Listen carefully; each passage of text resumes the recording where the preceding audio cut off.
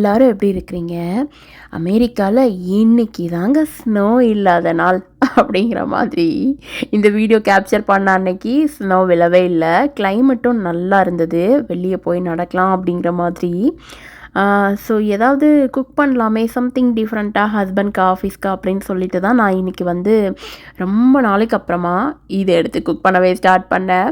பாஸ்தானா என் ஹஸ்பண்ட்க்கு ரொம்ப பிடிக்கும். அவங்களும் ஈஸியாக சாப்பிட்ற ஒரே ஒரு டிஷ் அப்படின்னா பாஸ்தா தான்.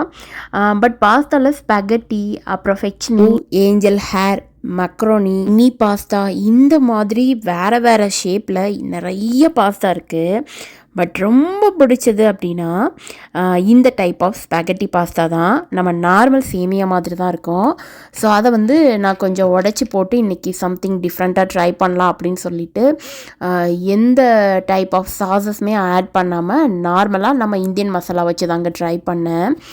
லஞ்சுக்கு ரெடி பண்ணிகிட்ருக்கேன். இப்போ லஞ்சுக்கு பேக் பண்ணி கொடுத்துடலாம் அப்படின்னு சொல்லிட்டு பசங்க வந்து ஈவினிங் வந்தோடனே 4 o'clock அவங்களுக்கு குழம்பு, ரசம், பொரியல் வச்சு நம்ம இந்தியன் ஸ்டைலில் தாங்க அவங்களுக்கு நான் ஃபீட் பண்ணுவேன் ஸ்கூல்லேருந்து வந்தோடனே.